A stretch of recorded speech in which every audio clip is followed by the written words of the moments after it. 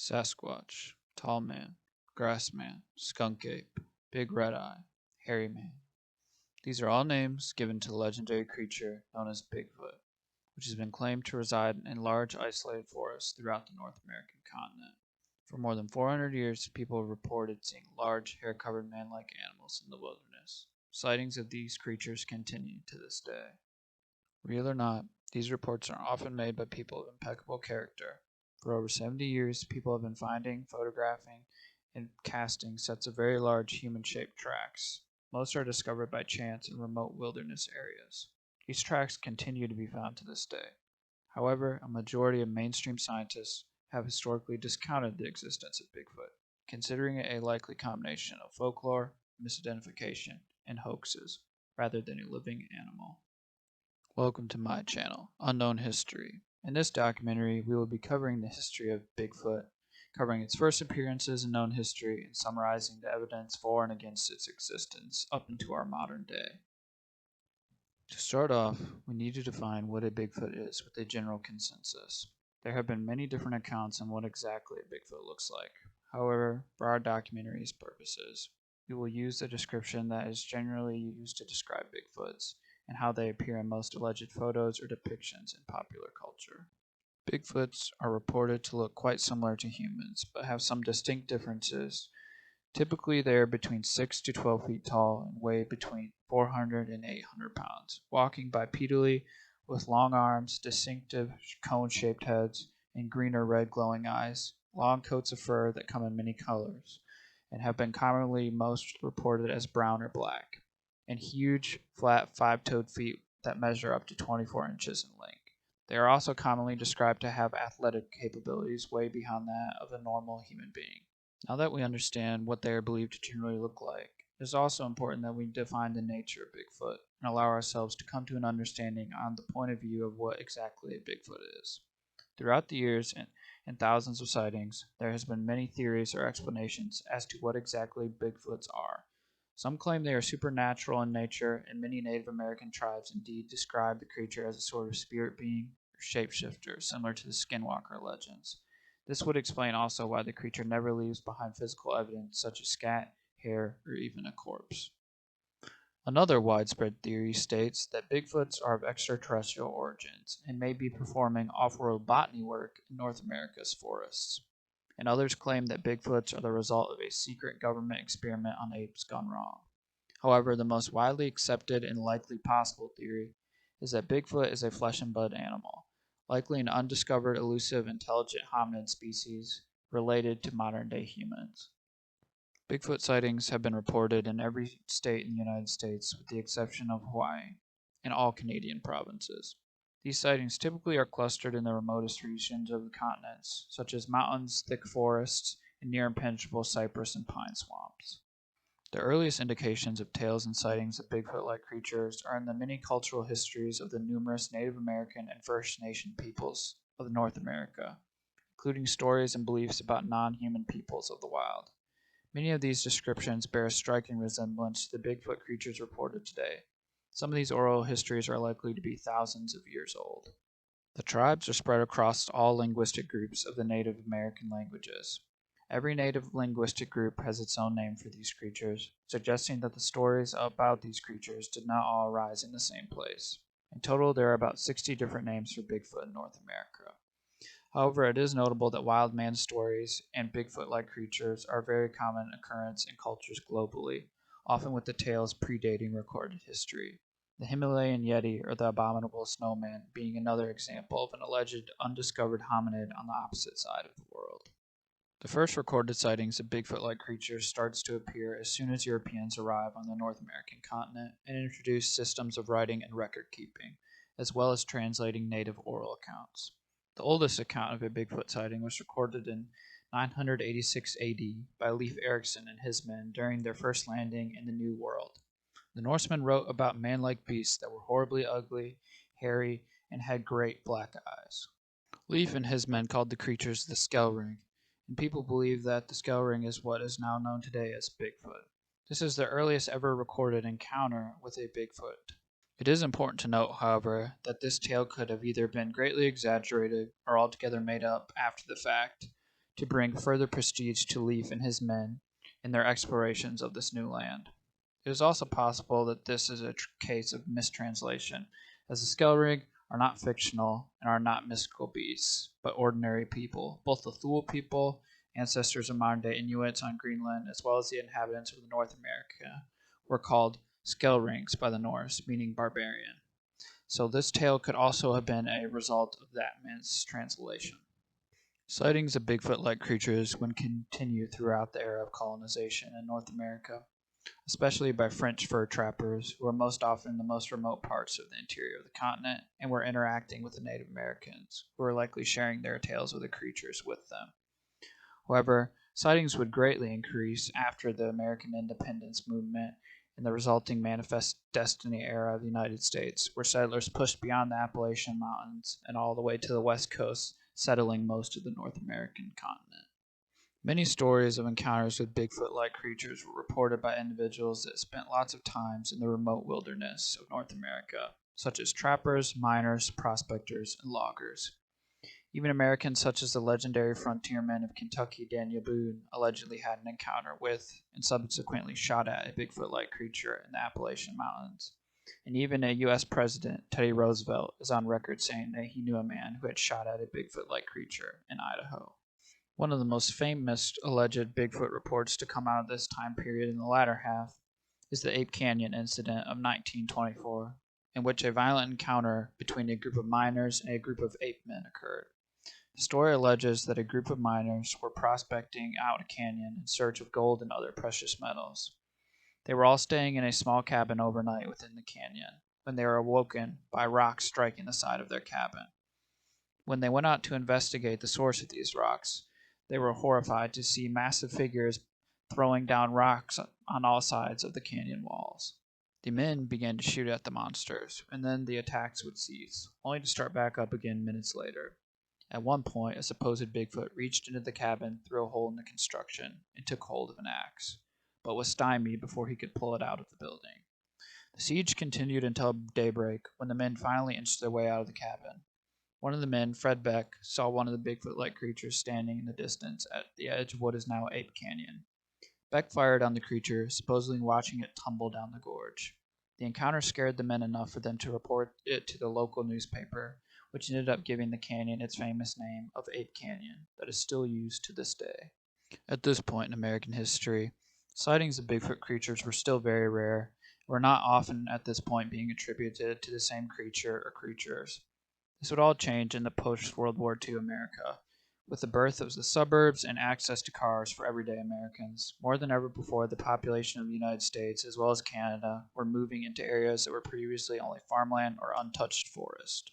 As a result, the number of Bigfoot sightings exploded, and the phenomena started to become quite common, especially in the Pacific Northwest, an area that includes Northern California, Oregon, Washington State, and British Columbia. This region is the birthplace of the Bigfoot name, and is considered to be one of the largest population centers for Bigfoots in all of North America.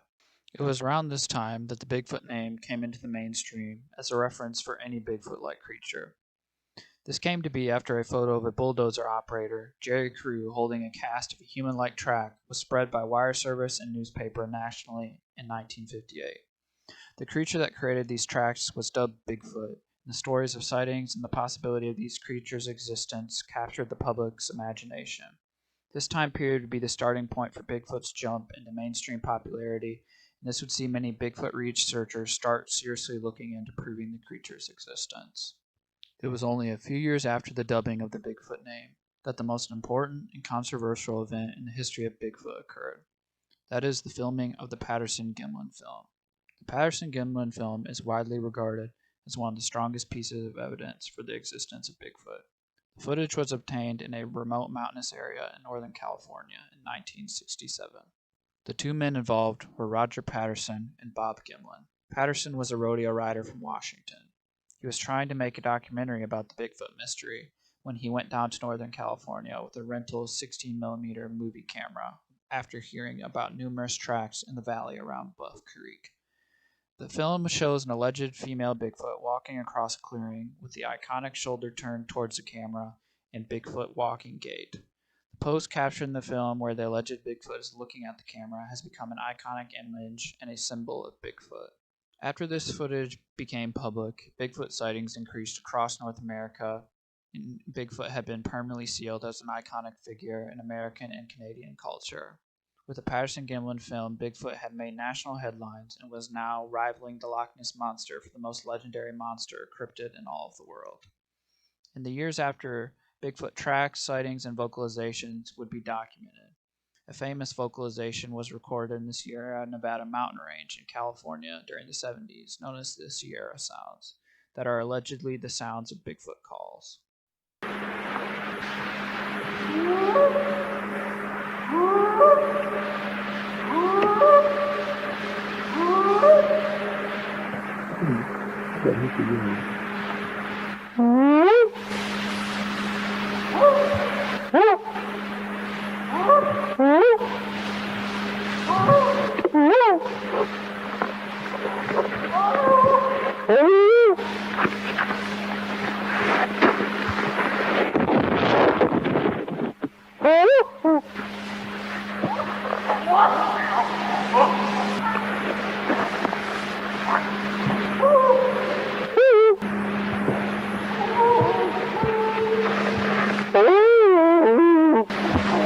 The Bigfoot mystery since the 70s has actively been in the American and Canadian public consciousness. Till this very day, there are still various films, TV shows, and other media depictions of the legendary creature, and reported sightings, tracks, and video and audio evidence are being reported and recorded. Bigfoot to this day is still tracked by many people, known as Bigfooters, who go into the woods around America at night and use advanced technology and techniques to try and prove the creature's existence. A long-running Animal Planet show known as Finding Bigfoot documents a group of Bigfooters' quest to investigate Bigfoot sightings and reports and try to prove the existence of Bigfoot. And while there were on several occasions strange happenings in the woods around North America on the show, ultimately, in its 12 seasons of airtime, they were unable to find any definitive proof of Bigfoot's existence. And the hunt for Bigfoot still goes on to this day, with the creature still remaining unrecognized by almost all the scientific community, as there is still a lack of definitive DNA evidence of a Bigfoot, and no body or bones of the alleged creature has ever been verified to exist. However, despite the lack of hard evidence, this has not stopped many local governments in the Americas from declaring the legendary creature as a protected species, making it illegal for anyone to hunt the creature.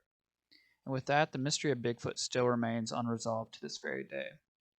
As we have now covered the history of the legendary creature, I will now lay out some of the best arguments for and against Bigfoot's existence, and then let you weigh the evidence for yourself. The greatest piece of evidence for Bigfoot's existence as of today is still likely the Patterson-Gimlin film. Footage has been repeatedly analyzed by scientists over the last 50 years. It has never been proven to be a hoax.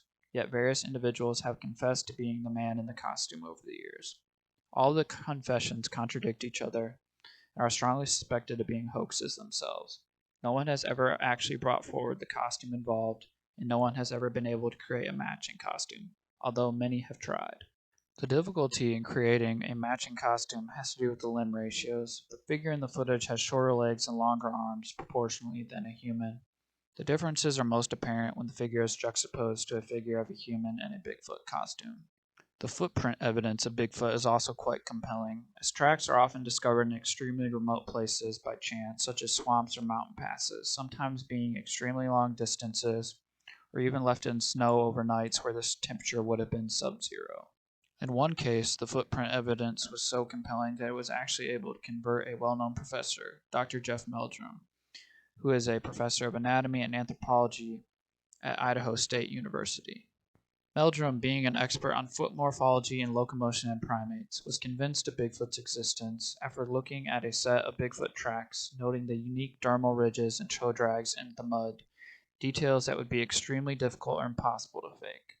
Meldrum is now considered the leading academic mind in support of Bigfoot's existence and has taken significant criticism for his support of the theory. An additional interesting theory Bigfoot proponents have suggested is that Bigfoots could be a relic population of Gigantopithecus. Gigantopithecus was an ancient ape that used to live in modern-day Asia, but was speculated to have migrated across the Bering Land Bridge. And while only fossils of mandibles and teeth have been discovered of the creature, it is possible that it may have walked bipedally, but it is more likely that it may have been a quadruped. With all known information pointing to Gigantopithecus more of acting and behaving like a giant orangutan than a giant human with fur like Bigfoots are reported to be. The evidence for these creatures being Bigfoot's ancient ancestors is not very convincing. However, it is still an interesting theory that may be able to hold some water as more information about the Gigantopithecus is uncovered through paleontology work. The audio evidence for Bigfoot is also very strong, as there have been many recordings attributed to Bigfoots that are very distinct from the sounds of other animals.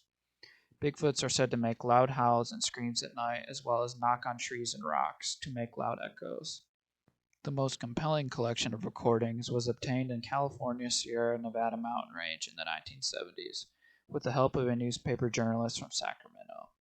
Those recordings, called the Sierra Sounds Collection, are widely believed to be authentic recordings of Bigfoots.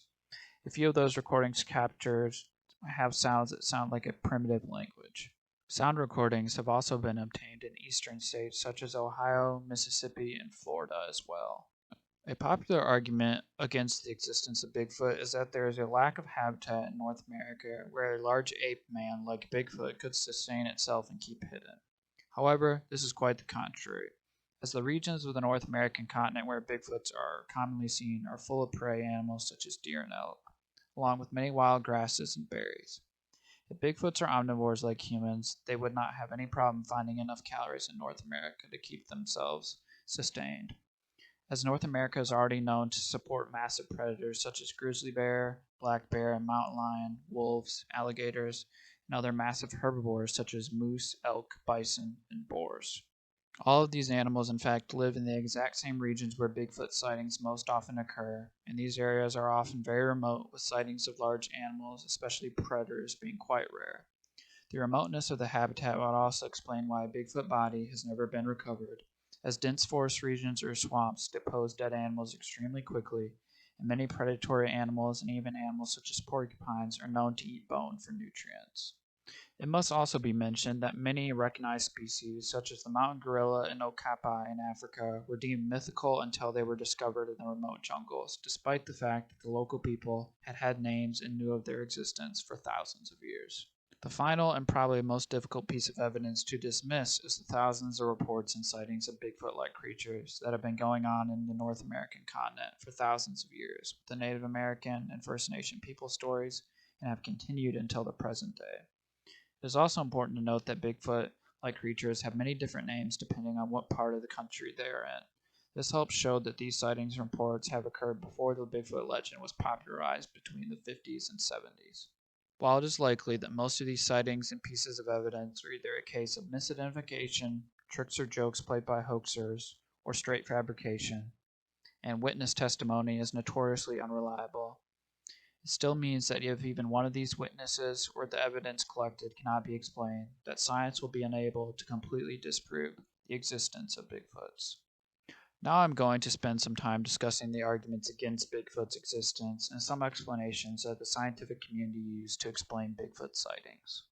The most common explanation that can be used to explain Bigfoot sightings is that it is a case of misidentification. Bigfoots are reported to be nocturnal, and most sightings occur around dusk or in the dead of night, or during the day. The Bigfoots are almost always spotted in thick forest, where vegetation blocks vision almost completely. It's extremely difficult to judge distance and size in the dark, as your surroundings are almost completely unknown to you, which makes things appear larger or taller than they actually are. The dark of night is also quite scary, especially in a dark forest, and it is well known that people often fall victim to pareidolia, especially when frightened. This causes people to interpret random images or patterns of light and shadow as a face or an animal, for example. So say, perhaps, a witness sees an animal, such as a bear, who have been known to stand on their hind legs for only a glimpse at night. Or perhaps a hunter, walking across a field in dark clothing, or even a large tree blowing in the wind in a deep forest. It would be quite understandable for them to think that they may have seen a Bigfoot, but all of these cases are just the right circumstances lining up to make it appear that something is there that is really not. Witnesses often also describe seeing Bigfoot's glowing eyes at night and cannot explain how the eyes were so high off the ground. But this is likely just an owl or raccoon sitting on a branch at the right height, right angle, so that it appears like a pair of eyes of a Bigfoot are staring back at them. The sounds that Bigfoots have been alleged to make can also likely be explained by natural phenomena such as animal calls. Barn owls, which are found throughout North America, have been known to make eerie howls and speak in gibberish that has been described as human-like.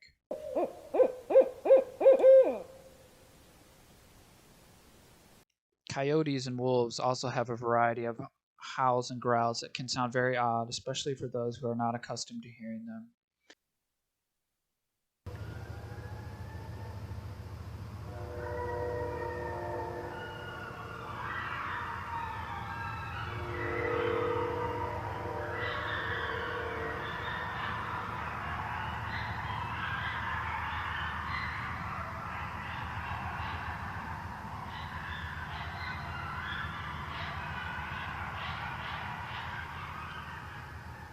Bears are also more than capable of making the low guttural growls and grunts that Bigfoots are described to make.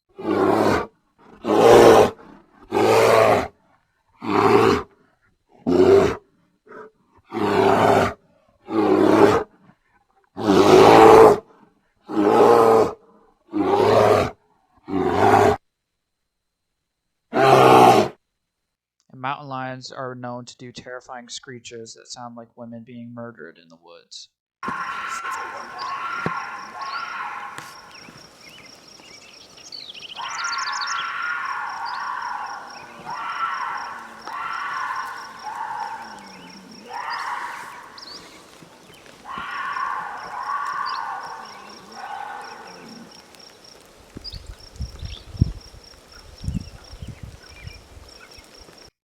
This does not even account for the wide variety of other noises that humans and other natural phenomena could create, and combined with echoes or the wind could easily create sounds that could be interpreted as being from a Bigfoot. With all of these factors put together, in the right circumstances, especially at night, it would be very easy for a witness to believe they've seen a legendary monster, especially one that they've been told about through the media and popular culture their whole lives. Bigfoot tracks have also been shown to be a case of misidentification quite often, as humans or even overlapping bear tracks under the right conditions can become quite large in the rain or snow. There are also now running shoes that are shaped like human feet, have been responsible for fooling many people into believing that there were Bigfoot tracks, without the runner even intending to do so. It is also not uncommon for people to take their shoes off along bodies of water or muddy locations to avoid getting their shoes dirty, and this is likely the explanation for many trackways that are found along bodies of water. Hoaxes and fabrications are also very prevalent within Bigfoot sightings and encounters, along with many other reported legendary creatures. Even the Patterson-Gimlin film is alleged to be a hoax. However, as we stated earlier, there is not enough evidence to dismiss this video currently. However, there have been hundreds, if not thousands, of sightings of Bigfoot that have likely been hoaxes. As Bigfoot sightings are not too difficult to hoax, often only requiring a large individual in either very dark clothing and a mask, a ghillie suit, or a Halloween gorilla costume to make it difficult for people to tell if it is a hoax or not. This fact is especially damaging to the Bigfoot theory, as almost every photo or video of a Bigfoot is typically too pixelated or shadowed, and the Bigfoot is often in a contorted position, making it hard to definitively identify any type of animal for close inspection, where many details of possibly a costume or clothing could be made out, or also cases of pareidolia. Some people don't realize that the story that spawned the Bigfoot name may have also been the first Bigfoot hoax ever. The logging company site where the tracks appeared was owned by a man named Ray Wallace. Following the discovery of the tracks, Wallace went on to become an amateur researcher and somewhat of an oddball celebrity in the cryptozoology community. However, following his death in 2002, it was revealed that he had hoaxed the prints using a pair of big wooden feet. Not only that, but Wallace had left other fake evidence for Bigfoot researchers to stumble across throughout North America. It seems Wallace was quite a prankster, and his jokes reverberate to this day. While many serious researchers will tell you they didn't take Wallace seriously anyway, and his shenanigans did nothing to impact the real work being done on the Bigfoot phenomena, still, Whilst this story doesn't help Bigfoot's credibility in the eyes of the general public, it does prove that tracks can be faked if done properly. Even the famous Ape Canyon encounter is likely a hoax, as it is said that a gang of local youth were responsible for bombarding the miner's cabin with rocks as a prank. Thanks to the acoustics of the canyon, it is possible that their voices were also made to seem beastly and otherworldly, terrifying the miners. Some Bigfoot researchers also often try to dismiss hoaxes as a possibility for sightings, as they do not believe that hoaxers would dress up in a costume and walk through woods where hunting is allowed, or cross roads in a costume in order to attempt to trick and scare people. However, unfortunately, there is evidence to show that this is not the case. In 2012, in an apparent attempt to stage a Bigfoot sighting, horribly backfired when a man dressed in furry camouflage was struck and killed by two cars on a Montana highway. He was pronounced dead at the scene near Flathead Lake in northwestern Montana after his stunt late Sunday night. The man had donned a ghillie suit covered in thick foliage-like material that's used by hunters and military snipers, and dashed onto a two-lane road around 10:30 p.m. Two cars, both driven by teenage girls, slammed into him and killed him. Another tragic story comes from Texas, where an avid hunter accidentally shot his 14-year-old neighbor who was out trying to scare people with a Bigfoot costume he had created for Halloween. He spent weeks and weeks on that costume, the boy's mother stated. His favorite movie is Harry and the Henderson, and he watches it all the time, at least 3 times a day, and is fascinated with Bigfoot, the elusive ape-like creature. I don't know anything about those guys who are out to find Bigfoot, said the hunter. My neighbors know that this was a terrible accident. We are all devastated. I mean, secretly at first I was really excited when he went down because I really thought I had shot a Bigfoot and I was going to be rich. I'm just so thankful that he is going to be okay. These tragic cases are just a few examples of the risky hoaxes that have taken place and have ended up horribly, and there are no doubt many other hoaxes like these that have had less tragic endings. However, it should be known that performing a hoax by dressing up as a legendary creature is extremely dangerous, especially in places like America and Canada, where hunting and firearms are very common.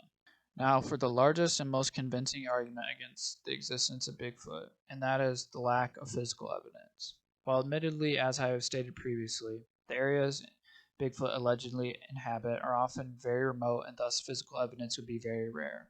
However, very rare is still something that could be found eventually. But in the case of Bigfoot, no sample of any DNA from either a bone, scat, hair, or even corpse has ever been definitively found. And for a good reason, this makes it impossible for the scientific community to be able to definitively say this creature exists. And their stance will be unable to change until that physical evidence is brought forward. Thank you for watching my documentary on the history of Bigfoot. Do you think Bigfoot is real and undiscovered, or is it just the result of overactive imaginations and clever hoaxes? Have you had an encounter yourself? Feel free to comment down below. If you enjoyed this video, please give it a like and subscribe to my channel for more interesting documentaries in the future. And check out my other videos if you're interested.